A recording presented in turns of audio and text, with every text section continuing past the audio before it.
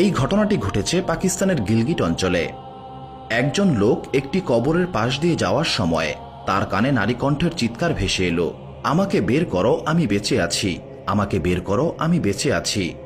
একাধিকবার এই আওয়াজটি শোনার পর লোকটি খুব ভয় পেয়ে গেল এবং সে খুব দ্রুত লোকালয়ে গিয়ে অন্য সবাইকে ডেকে এই ঘটনার কথা বলল। অনেকেই কবরের পাশে গিয়ে একই আওয়াজ শোনার পর স্থানীয় মসজিদের ইমাম সাহেবের মতামত জানার জন্য তার নিকটে গেল। ইমাম সাহেব সব শুনে কবর খুঁড়ে মেয়েটিকে বের করার সিদ্ধান্ত নিলেন। কবরের উপরের মাটি সরিয়ে একখানি তক্তা সরিয়ে ভেতরে তাকিয়ে দেখা গেল কবরের ভেতরে বসা মেয়েটি সম্পূর্ণ উলঙ্গ, তার গায়ে কোনো কাফন নেই। মেয়েটি বলল, আমাদের বাড়িতে গিয়ে আমার জন্য পোশাক নিয়ে এসো। খুব দ্রুত গিয়ে একজন পোশাক নিয়ে এসে কবরের ভেতর ছুঁড়ে মারল। পোশাক পরিধান করে কবর থেকে আপাদমস্তক ঢেকে বের হয়ে মেয়েটি খুব দ্রুত নিজের বাড়িতে চলে গেল এবং একটি কামরায় প্রবেশ করে ভেতর থেকে দরজা বন্ধ করে দিল। তাকে দরজা খুলে দিতে বলা হলে সে বলল, আমি দরজা খুলে দিচ্ছি, তবে খুব সাহসী লোক ব্যতীত আমার কামরায় কেউ আসবেন না, কারণ আমাকে দেখে আপনারা ভয় পেতে পারেন। কয়েকজন সাহসী মানুষ ভেতরে প্রবেশ করল।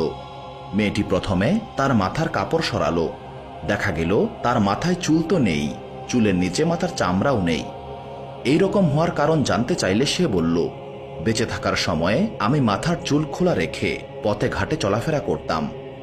বেগানা পুরুষদের আমার চুলের সৌন্দর্য দেখাতাম, ঠিক এই কারণেই আমার মাথার চামড়া সহ সব চুল টেনে টেনে তুলে ফেলা হয়েছে। তারপর মেয়েটির চেহারা দেখালো। দেখা গেল তার উপরের ঠোঁট এবং নিচের ঠোঁট কেটে ফেলা হয়েছে। চেহারায় শুধু দুই পাটি দাঁত ব্যতীত আর কিছুই নেই। ঠোঁট কেন নেই এই কথা জিজ্ঞাসা করায় সে বলল, বেঁচে থাকার সময়ে আমি দুই ঠোঁটে লিপস্টিক লাগিয়ে বেপর্দা অবস্থায় বাইরে বেগানা পুরুষদের মধ্যে বিচরণ করতাম, আর এই কারণেই আমার ঠোঁট কেটে ফেলা হয়েছে। মেয়েটি তারপর তার হাত পায়ে নখবিহীন আঙ্গুল দেখালো, তার একটি আঙ্গুলও নেই। নখের কি হয়েছে জিজ্ঞাসা করায় সে বলল, আমি হাত পায়ের আঙ্গুলে নেইল পালিশ লাগাতাম, এই জন্য আমার হাত পায়ের নখ তুলে ফেলা হয়েছে। মাথা, ঠোঁট এবং নখ দেখানোর পর মেয়েটি আর কোনো কথা বলল না, বেহুশ হয়ে ঢলে পড়ল। তারপর দেখা গেল তার প্রাণহীন দেহ পড়ে আছে। আত্মীয় স্বজন কাঁদতে কাঁদতে মেয়েটিকে পুনরায় দাফন করে এলো।